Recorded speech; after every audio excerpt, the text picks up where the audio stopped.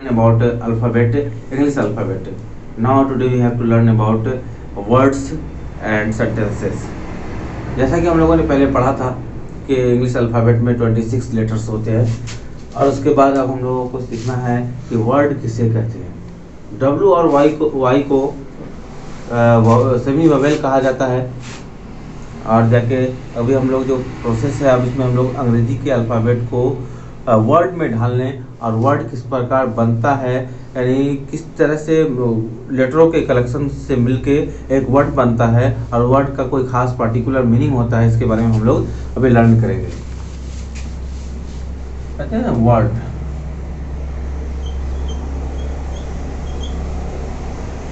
Word का मतलब होता है शब्द, वर्ड का मतलब होता है शब्द, यानी जितने भी वर्ड हैं इसका मतलब है शब्द। और ये शब्द जिसे हम पढ़ते हैं, ये शब्द बनता कैसे है, शब्द फॉर्म कैसे होता है, क्योंकि हम लोगों ने पहले अल्फ़ाबेट पढ़ा, लेटर पढ़ा, तो अल्फ़ाबेट में ए से जेड तक हम लोगों ने पढ़ा, लेकिन वर्ड बनाने के लिए आपको क्या करना होगा। व्हाट इज वर्ड, पहले देखते हैं। व्हाट इज वर्ड, वर्ड क्या होता है, इसका आंसर होता है a group of letters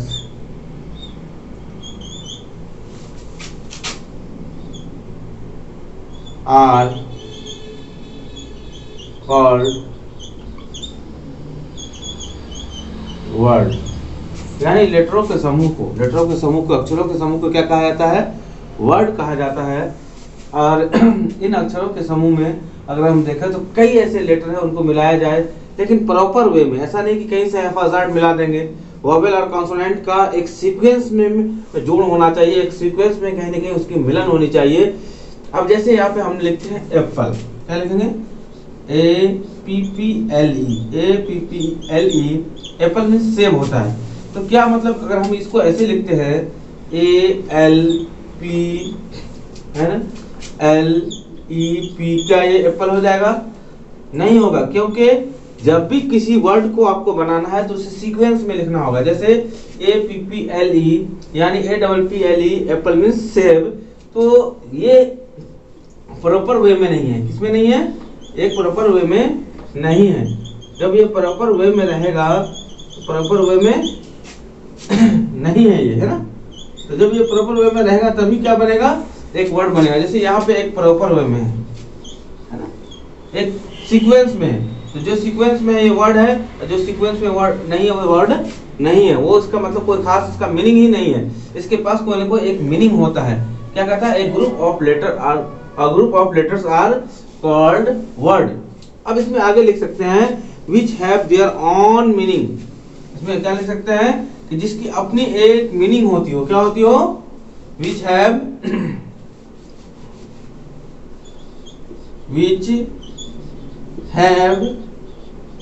their own meaning, जिसका अपना खास कोई ना कोई माने हो। कोई वर्ड ऐसा लिख देंगे जिसका कोई माने ही नहीं निकलता है, कोई मीनिंग ही नहीं निकलता है, तो क्या वो वर्ड हो जाएगा? वर्ड एकदम छोटे छोटे टुकड़े, यानी अक्षरों के समूह से वर्ड बनता है। कई ऐसे लेटर हैं जिसको मिला देते हैं तो उससे क्या बन जाएगा, वर्ड बन जाएगा। लेकिन वर्ड बनने का मतलब यह है कि एक सीक्वेंस में हो, एक प्रॉपर वे में हो। अगर लेटर प्रॉपर वे में नहीं है तो वो मीनिंगफुल नहीं होगा। जैसे यहाँ पे हमने लिखा एप्पल, लिखा दिया आपको। अब देखिए यहाँ पे एलिफेंट लिख देते हैं, है ना, एलिफेंट। यहाँ पे लिख देता हूँ गर्ड, यहाँ पे लिख देता हूँ ग्रास। कई सारे वर्ड मैं लिख रहा हूँ, तो सारे प्रॉपर वे में, सब में, यानी वोवेल और कॉन्सोनेंट का जो कॉम्बिनेशन है वो बेहतर है। और दोनों के कॉम्बिनेशन, बेहतर कॉम्बिनेशन से, ऐसा नहीं कि उलट पुलट अगर लिख देंगे तो उसका कोई मीनिंग होगा। तो इससे क्या बन गया, एक वर्ड बन गया। एलिफेंट मींस आप जानते ही हाथी होता है, बिल्कुल सिंपल है, लेकिन इसको सीक्वेंस में रखना, इसको सीक्वेंस में डाल के प्रॉपर वे में, तभी आप अगर सीक्वेंस में नहीं डालेंगे तो ये वर्ड नहीं बनेगा। अब यहाँ पे कौन कौन लेटर आए, तो ई आ गया, एल आ गया, ई आ गया, पी आया, एच आया, फिर ए आया, फिर एन आया, टी आया। अगर इस तरह रहे, दूरी दूरी पर रहे, अल्फाबेट में रहे, जैसे ABCD से अगर हम छांटते हैं उसको, तो वहीं से हमने उठाया ना, ऐसे जेड तक के कोई लेटर को उठाया, तो एक मतलब ई उठाया, ई डाल दिया, फिर हमने एल डाल दिया, फिर ई डाल दिया, फिर टी डाला, फिर पी डाला, फिर एच डाला, फिर ए डाला, फिर एन डाला, फिर टी डाला। तो इस तरह से एलिफेंट हो गया। क्या हो गया?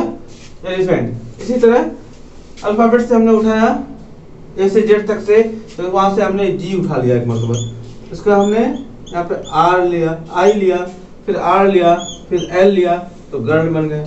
इसी तरह हमने ग्रास लिया, सबसे पहले जी ले लिया, फिर उसके बाद हमने आर लिया, फिर उसके बाद ए लिया, फिर एस लिया, फिर एस लिया।